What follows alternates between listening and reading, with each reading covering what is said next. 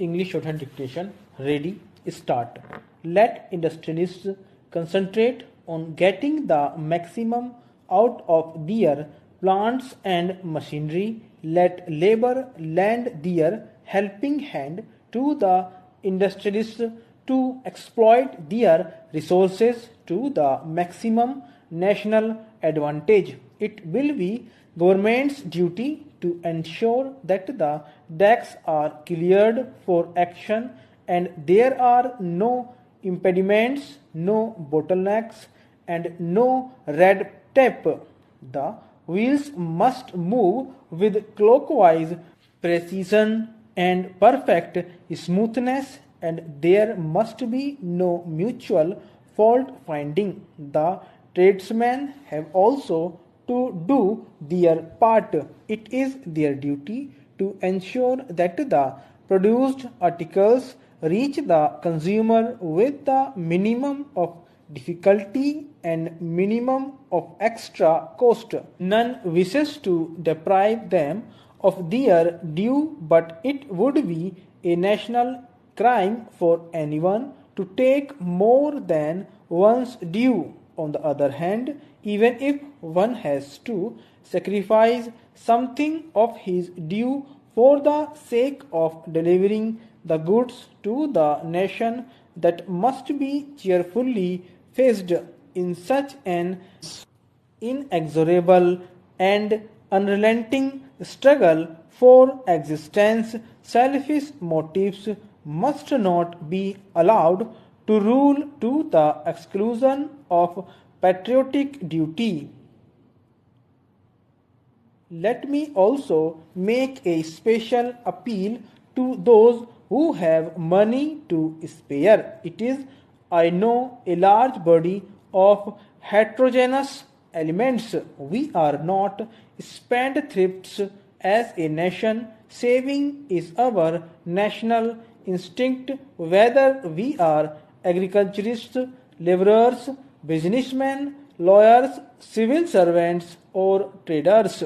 They must all save every pie they can and place their savings at the disposal of government for utilization in national building enterprises. We had a plethora of development schemes in the hope of large balances being available for expenditure. Now, when we took stock of our position, we found that if we were to live within our means, we had drastically to cut our development program, keep this program in suspense for very long without doing grave damage to our national economy. These programs are our only hope if we have to feed not only the present but the increasing population of our country.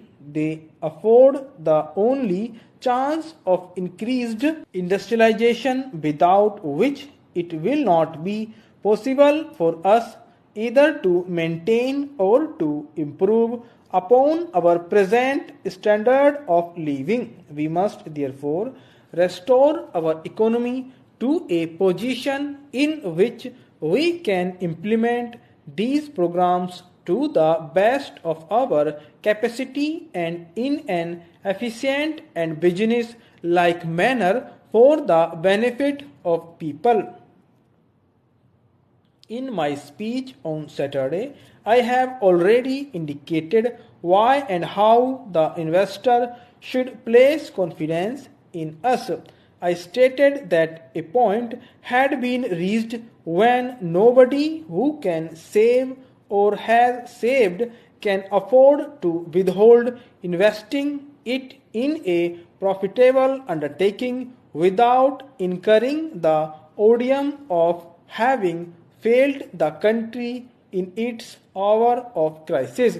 Indeed, it would be as wrong for anyone not to invest savings as it would be in times of war for anyone to shirk the obligation of compulsory national service. This brings me to commend to you the scheme which we have announced of voluntary cuts in higher salaries and compulsory savings for government servants have in this matter given a lead to business and professions which the latter would do well to follow. I am separately making an appeal to provincial government to evolve similar schemes for their own employees. We hope shortly to supplement our own scheme by a similar scheme for government servants drawing rupees 250 and below. When that scheme is announced, I am sure provinces will follow suit.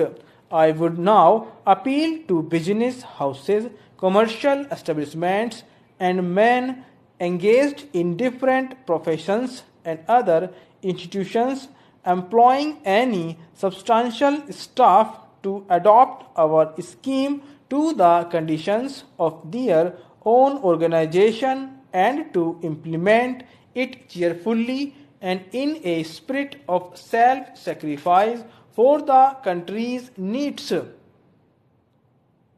All these contributions would, while assuring to the contributors some saving for future needs, assist government considerably in strengthening its ways and means position and would enable it to finance the many schemes of development which, on account of the necessity for imposing rigid economy, have had to be suspended or drastically curtailed. Spend less, save more, and invest as much as possible should henceforward be the motto of every citizen in the country, and all of you must see that it becomes the guiding principle of your life.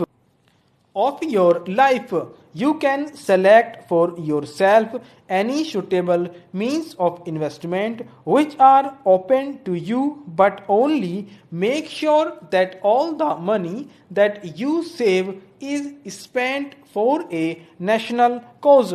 I shall now say a word to those government servants to whom has fallen and will continue to fall the implementation of the many measures of control and of regimentation of everyday affairs of the citizen which we have to enforce. It is a great responsibility. The powers which will, if rightly used, can bring the nation heavy dividends, but the same, if abused, can bring not only harm but dispute. They have the reputation of many citizens in their hands. They will very often find that a kind word, a sympathetic gesture. Stop.